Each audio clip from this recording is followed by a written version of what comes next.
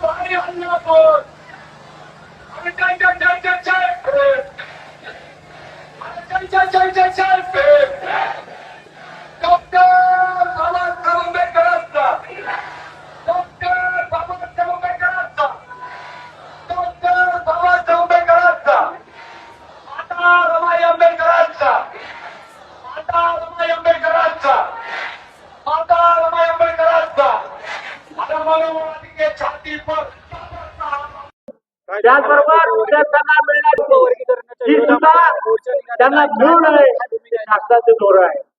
त्याचबरोबर बघा, आणि आमच्या पक्षाचा जन्म मुळात तो अनुच्छेद एसटी एससी ओबीसी ज्या समाजासाठी झालेला आहे।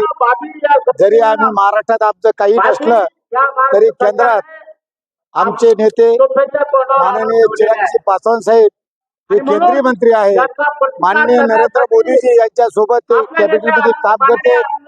आज जे महाराष्ट्रामध्ये या दोन समाजामध्ये ते निर्माण झाले ते काही योग्य नाही आणि आम्हाला त्या गोष्टीचं आम्ही समर्थन करत नाही। झाला विषय की आम्ही सत्ताधारी सोबत राहून ज्या गोष्टी माझ्या नेत्याच्या मार्फत माननीय पंतप्रधान माननीय महाराष्ट्राचे मुख्यमंत्री देवाभाऊ यांच्यापर्यंत पोहोचू, जशा की 59 जातीच्या आहे त्या एकसंघ राहावा अशी आमच्या पक्षाची भूमिका आहे। प्राध्यापक स्वतःला गळफास लावून आंघोळी दिलेला आहे। जे बघा, परिवार या ठिकाणी आलेला आहे। आमच्या पक्षाच्या वतीनं आम्ही सातारा निदर्शनाचा कार्यक्रम घेतलेला आहे।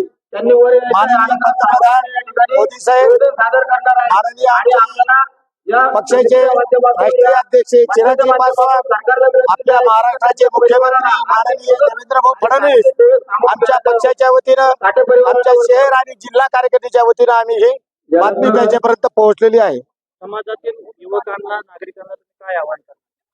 समाजातील युवक नागरिक व सर्व समाज बांधवांना हा मातंग बंधू आणि बौद्ध बंधू हे काही अलग नाही आणि 59 जातीच्या महामानवाने बांधणी केली त्याच्यात फूट पडणे हे शक्य नाही।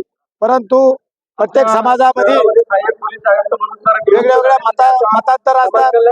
तसेच आज जो हा मोर्चा समानार्थ निघाला, आपला विरोध दर्शनारा निघाला आणि मातंग बंधूचे मोर्चे हे समर्थार्थ निघतात। या दोन्ही मोर्चाला लोकशाहीनंच अधिकार दिलेला आहे आणि तो अधिकार व्यक्त करत आहे शासनाकडे। सरकारला काय आव्हान करणार आपण? हे बघा, आमच्या महाराष्ट्रात एक आमदार नाही, खासदार नाही, ही गोष्ट खरी आहे। परंतु आमच्या केंद्रात 5 खासदार आहेत, बिहारमध्ये आमचे 19 आमदार आहे आणि 2 मंत्री आहेत। मी माझा नेता माननीय रामविलासजी पासवान दिवंगत यांनी 1 नव्हे 2 नव्हे तर 6 पंतप्रधानांसोबत त्यांनी काम केलेलं आहे आणि ज्या वेळेस समाजावर मागासवर्गावर अन्याय अत्याचार होईल तर त्यावेळेस पासवान साहेब यांनी टाईट भूमिका घेतली आहे। आपण याच्यापूर्वी पाहिलं असेल, सुप्रीम कोर्टाचं स्टेटमेंट आलं होतं, त्यांनी बीजेपीचे खासदार असतील, काँग्रेसचे असतील, राष्ट्रवादीचे असतील, तेलुगू देशमचे असतील, देशामधले जेवढे काही खासदार एसीचे होते ते पासवान साहेबांनी एका बाजूला घेऊन हा विरोध दर्शवलेला आहे। एक विनंती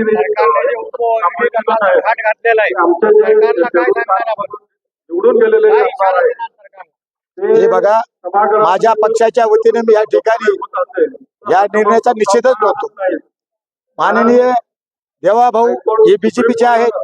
माननीय उपमुख्यमंत्री एकनाथजी शिंदे यांची शिवसेना पक्षप्रमुख आहेत आणि दुसऱ्या उपमुख्यमंत्री सुमित्राताई पवार या सुद्धा उपमुख्यमंत्री आहे या राज्याच्या.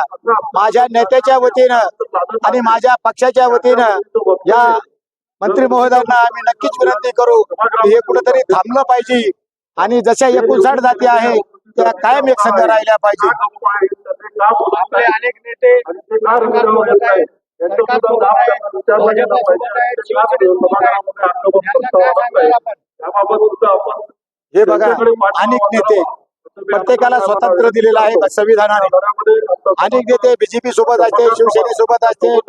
आमच्या एनडीए घटक दलाचं जर सांगितलं गेलं तर आठवले साहेब आमच्या सोबत आहे, शिंदे साहेब आमच्या सोबत आहे, अजितदादा आमच्या सोबत आहे महाराष्ट्रातले. बाकी महाविकास आघाडी सोबत आहे. आता संविधानाने त्यांना अधिकार दिलेला आहे तुम्हाला कोणासोबत राहायचं आणि कोणासोबत जायचं. तर ते त्यांच्या मताचं जे काय असेल ते तिकडे जातात. परंतु आम्ही एनडीए सोबत आहोत आणि एनडीए सोबतच राहू. फक्त हे जे विभागीकरण आहे त्याला आमच्या पक्षाचा विरोध आहे. माझं नाव विलास सुतार, छत्रपती संभाजीनगरचा जिल्हाध्यक्ष म्हणून काम करतो.